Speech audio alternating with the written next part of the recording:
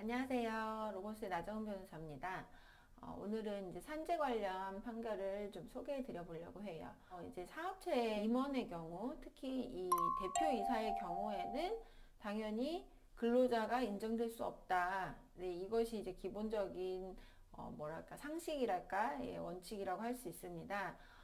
그런데 경우에 따라서 사업체의 대표이사로 되어 있기는 하나 실질적으로 근로자성을 인정받는 경우가 있습니다. 예, 그래서 사실 좀 특이한 사안이긴 한데 이런 사안도 있다는 거 한번 소개를 해드리려고 합니다. 이 사안은 이제 사실 제가 근로복지공단에 있을 때 근로복지공단 편에서 예, 했던 사건이기도 합니다. 이 사건은 이제 사실 이제 한 방송사와 관련된 사건이었어요. 이제 지방 방송사 많이 있잖아요. 예를 들면 뭐 대구에 무슨 케이블 TV 있는데 그 케이블 TV가 광주에도 있고 뭐 대전에도 있고 이제 이런 경우가 있습니다. 그런데 법인을 하나로 해놓지 않고 그 지방마다 별개 법인으로 하는 경우들이 많이 있어요. 이제 업무 처리의 효율성을 위해서.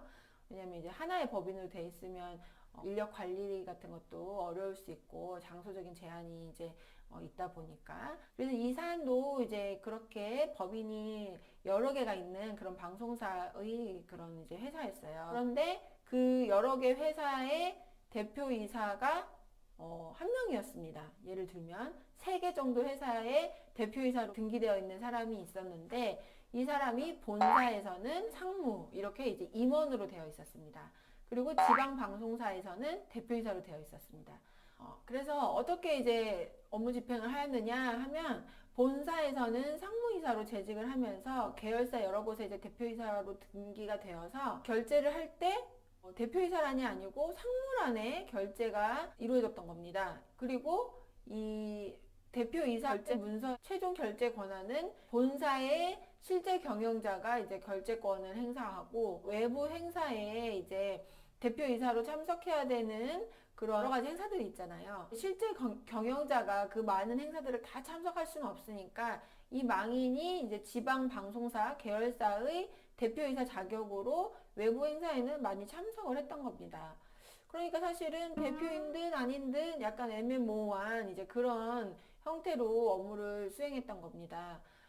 그리고 이제 이 망인은 대표이사로 추가 등기되는 거하고 상관이 없이 본사의 상무이사로 그 대표이사로 등기되기 전에 받던 급여와 동일한 금액으로 급여를 받았고, 그리고 뭐 회사 주식을 보유하는 것도 없었습니다.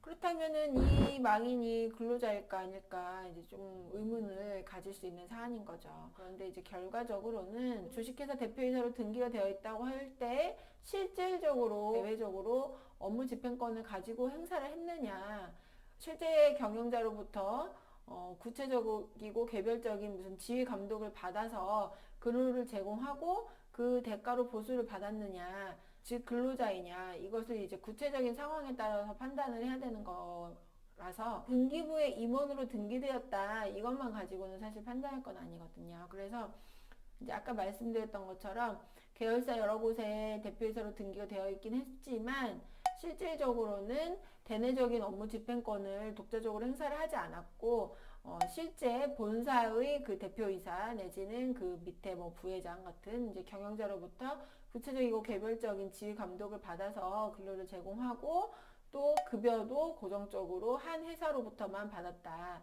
이런 점들을 다 이제 고려를 해서 법원에서는 이 망인도 근로자라고 이제 판단을 하였습니다. 사실 이제 이런 경우는 대표이사로 등기가 되었다는 부분 때문에 근로자가 아니라고 볼 여지가 많지만 실제 이제 구체적인 업무 내용, 업무 형태, 예, 어떤 식으로 업무를 이제 처리했느냐. 그다음에 이분 같은 경우에는 회사 안에서도 계속 상무님이라고 불리고 있었대요. 그러니까 대표이사로 되어 있었지만 뭐 계열사 직원들도 다 상무라고 불리고 조직도에도 상무이사로 기재되어 있고 실제로는 상무이사로 그렇게 이제 직을 수행하고 있었던 겁니다. 업무상 필요에 의해서 대표이사 등기가 되어 있었기는 하였지만 실제로는 이분은 근로자에 해당한다라고 행정법원에서 판단을 한 사안입니다.